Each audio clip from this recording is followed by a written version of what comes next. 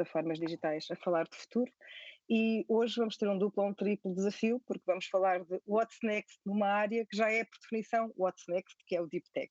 Eu comigo vou ter o Carlos Graça, da Nós Inovação, e também a Joana Rafael, da Sensei, em que ambos a trabalhar em áreas muito edgy em matéria tecnológica, e eu vou começar por pedir aos dois uma breve apresentação do que andam a fazer nesta área tão futurista quanto é o Deep Tech. Carlos, comece por si. Ok, então antes de mais obrigado pela oportunidade. O que temos vindo a trabalhar, neste caso na nossa inovação, no Centro de Cloud, olhando para a cloud apenas como um meio para um fim, são inúmeros casos de investigação e desenvolvimento, aliás, sem antecedentes do ponto de vista de volumetria, onde temos vindo a investigar profundamente casos de processamento de vídeo, baseados em redes neuronais e aqui com um grande foco em visão assistida por computador. Isto tendo muita prioridade no setor empresarial, que ataca os vários setores, e em alguns até integrando componentes como a realidade aumentada. No setor residencial também temos várias iniciativas de investigação, mais na realidade virtual, jogos e até algumas iniciativas de suporte a imparidades sensoriais. Estamos também com um grande foco de investigação no embeber a capacidade de computação periférica na nossa rede de 5G, que permitirá o alavancar de uma economia partilhada de hardware, reduzindo consumos, gastos, materiais, desperdício e energia. Joana. Muito obrigada pelo convite. Muito obrigada por este convite. Então eu começo por vos dizer qual é a missão que nós temos aqui na Sensei, que é mudar a forma como todos nós fazemos compras no nosso dia-a-dia, usando para isso uma tecnologia de visão por computador e inteligência artificial aplicada às lojas de retalho, tornando, no fundo, o grande objetivo é tornar a experiência de compra para nós como clientes mais simples, mais rápida, portanto passa a ser possível entrar numa loja, retirar os produtos que queremos levar para casa e só sair e ser, portanto, cobrado automaticamente, tudo com base realmente nas tecnologias de visão por computador e portanto, neste software para aplicado ao retalho. No fundo, recentemente abrimos também aqui no centro de Lisboa com um grande retalhista europeu, aquilo que foi a primeira loja autónoma na Europa. Eu convido a toda a gente que está a assistir para não deixar de visitar o Continente Labs, no Jardim do Arco do Cego, no centro de Lisboa. No fundo, a nossa missão é não só tornar realmente a experiência mais conveniente para o cliente, mas também ajudar o retalhista a poder trabalhar a sua loja e operar a sua loja baseada em muito mais dados e muito mais informação, de modo a depois, no final, permitir esta experiência de compra muito mais conveniente para todos os visitantes da loja. Ok, nós estamos a falar aqui de um tema que, na verdade, é uma espécie de guarda avançada de um ambiente ou de um contexto tecnológico que já é, para a maior parte das pessoas, bastante avançado à data de hoje. Eu gostava que o Carlos pegasse numa frase que nós conversámos quando estávamos a preparar esta conversa, que era quando dizia, do ponto de vista tecnológico, vamos chegar lá mais cedo. Vamos chegar lá mais cedo em relação a quê? Bom, diria que o chegar lá é adaptar-nos como sociedade, ou talvez como humanidade, a uma nova vaga. Da mesma forma que tivemos as revoluções ao longo da humanidade, a agrícola, a industrial e a da informação ou da digitalização dos últimos 20 anos, eu creio que estamos perante uma nova alteração da nossa forma de viver, em que o bloqueio já não é tecnológico, a inibição já não é tecnológica. Nós estamos perante talvez uma comoditização de especialistas, sendo aquilo que um especialista faz, traz uma base de conhecimento, chega a uma situação, avalia a situação e com base no seu conhecimento toma uma atuação, desde prescrever algo a uma pessoa ou atuar sobre uma máquina. Hoje em dia, a capacidade sensorial, do ponto de vista de computação, ultrapassou em muito os humanos. A base de conhecimento que hoje em dia um humano especialista tem, também é facilmente ultrapassável pela programação e por aquilo que pode se treinar numa máquina. E, portanto, a decisão também pode ser muito mais fundamentada. A atuação, seja ela verbal, seja ela a atuação sobre uma máquina, a atuação sobre uma máquina é um robô. Também é uma limitação do ponto de vista de investimento. Se for uma prescrição ou se for a partilha de alguma informação com base numa análise prévia, isso já se faz. Portanto, Então, Carlos, deixa-me só fazer aqui uma pergunta. Isto também quer dizer que, na verdade, quando diz que se fosse só pela tecnologia, já estávamos muito mais à frente, o que nos está a dizer de uma maneira muito coloquial é a limitação é nossa, humana. Porque, na verdade, o que nós já sabemos hoje e a tecnologia que já existe, pelo menos em modo teste, já nos permitiria estar numa realidade bastante mais avançada, do ponto de vista tecnológico, do que a que estamos hoje. É isso? Hoje em dia o que se limita é a criatividade na criação das inovações, porque a tecnologia já existe, e depois uma regulação e do ponto de vista do nosso comportamento social para adaptarmos àquilo que virá de novo. E esses são N casos. Tu descreveste o projeto que estão a fazer com a loja do Continent Labs como uma loja baseada em ciência e em dados, que no fundo é uma boa explicação do que é na verdade, o que é que nós falamos quando falamos de Deep Tech, que é pegar no que sabemos em matéria científica, em matéria tecnológica, neste caso, obviamente, os dados inseridos nisto tudo, e materializá-la num projeto.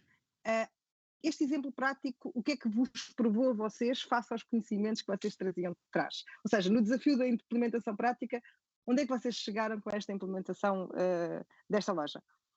Bem, a verdade, fala-se muito de carros autónomos, não é verdade? E o que nós nos propusemos a fazer é uma loja autónoma. Obviamente foi necessário olhar para uma loja tradicional, perceber o que é que nós tínhamos que implementar para ser possível recolher estes dados e dar esta experiência de compra e, no fundo, em termos tecnológicos, para isto ser possível, nós temos que implementar uma rede de sensores visuais, de câmaras e de sensores e poder de computação na própria loja, de modo a podermos detectar tudo aquilo que alguém vai tirar da prateleira e vamos recriar um cesto de compras virtual nesse mesmo instante e tudo aquilo que as pessoas mudam de ideias e voltam a colocar na prateleira ou até no sítio errado e portanto, estamos a criar, no fundo, o inventário da loja em tempo real digital. Isto, obviamente, é uma coisa nova para o retalho tradicional, quer dizer, quase 90% daquilo que é o retalho e do negócio do retalho acontece offline, portanto, acontece ainda em lojas físicas, e se fôssemos comparar com aquilo que é a informação que um retalhista já tem da sua loja digital, do e-commerce, não tínhamos aqui um paralelo.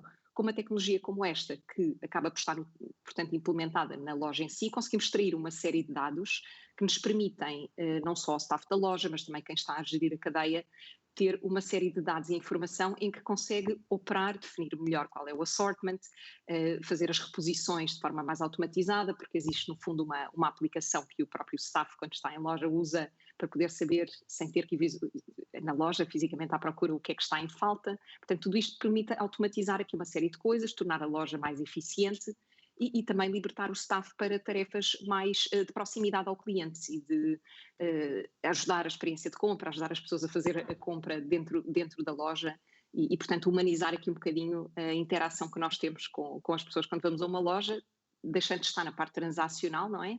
De termos que pôr todo o nosso cesto de compras num tapete ou fazer um self-scanning, etc. E, portanto, tornamos toda essa parte mais eficiente porque realmente a tecnologia já está aqui. A verdade é que nós estivemos há alguns anos a trabalhar para trazer este produto para o mercado, porque realmente estamos aqui a trabalhar numa fronteira em termos tecnológicos, estamos aqui a trabalhar realmente naquilo que é o state of the art das tecnologias de machine learning, de aprendizagem automática e visão assistida por computador, para que realmente fosse possível detectar todos estes produtos, mantendo a privacidade do utilizador que está na loja, mas detectando aquilo que ele tira da prateleira para criar o cesto de compras e o recibo final. E, portanto, no fundo, quer dizer, para nós foi um breakthrough e também para o nosso parceiro que abriu a loja connosco, escrevemos aqui um bocadinho a história do retalho, porque realmente conseguimos ser os primeiros aqui na Europa, com uma cadeia de supermercados, a abrir uma loja deste género, mas acreditamos que isto vai ser cada vez mais o futuro e qualquer dia já nem nos vamos lembrar de como é que era a experiência anterior, estarmos à espera na fila. Joana, partilha connosco, eu na altura acompanhei o lançamento, mas acho que para quem não acompanhou é uma boa dimensão. Quantas câmaras e quantos sensores estão na loja?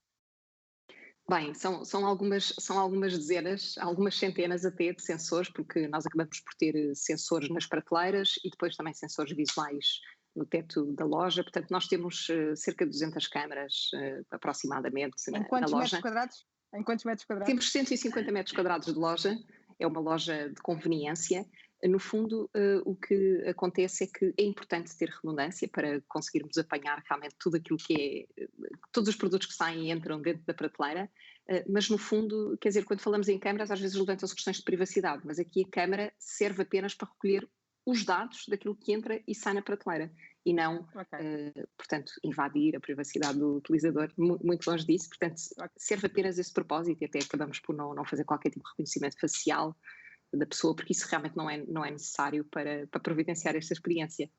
Ok. Carlos, em termos dos vossos cenários na nós, o que é que vocês estão a antecipar? Ou seja, partilhou comigo alguns exemplos, disse neste momento estão a fazer-se testes em várias partes do mundo, a história da ambulância que se pode transformar numa sala de cirurgia, e pronto, eu não vou resistir a perguntar-lhe, porque falou que se estão a simular operações a bananas entre o Reino Unido e os Estados Unidos para tentar mostrar o que é possível fazer neste momento com a tecnologia que já existe, e eu gostava que partilhasse isso um bocadinho connosco, ou seja, que testes são estes? O que é que se anda a tentar perceber que é possível fazer com a tecnologia e com a evolução desta tecnologia nos próximos anos?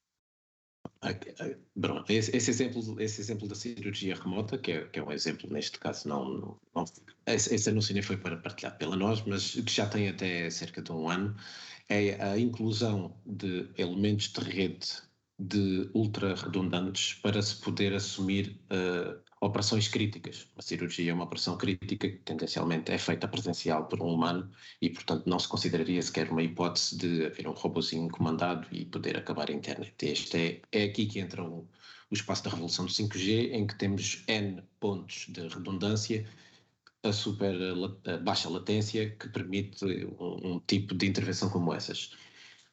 Com a baixa latência, nesse caso da cirurgia remota, pode uma ambulância ser equipada e numa zona remota onde, por exemplo, não temos o dito especialista, daí a comoditização dos especialistas, chegar a uma zona remota e poder fazer uma intervenção. Esse é apenas um exemplo e muito em linha com o que a Joana indicou, desta forma em que se consegue comoditizar estas especialidades, a parte humanizada de qualquer uma das intervenções passa a ser o premium em detrimento daquilo que era o industrial.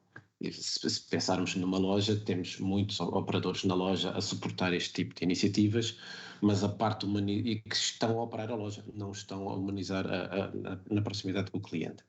Do ponto de vista de casos, de experiências, desde as fábricas com câmaras por todos os lados e sensores por todos os lados, retirando algum trabalho de inspeção, visualização, mesmo de paragem, isso está a ser tudo testado com estas tecnologias, as mesmas tecnologias que a Joana está a mencionar. A inclusão da realidade aumentada, onde pela interpretação que um ser humano está a fazer, pode ser enriquecida computacionalmente com informação alimentada por outras bases e poderíamos estar a pensar nos óculos em que nos estaríamos a ver e conseguiríamos ver o fluxo sanguíneo, por exemplo.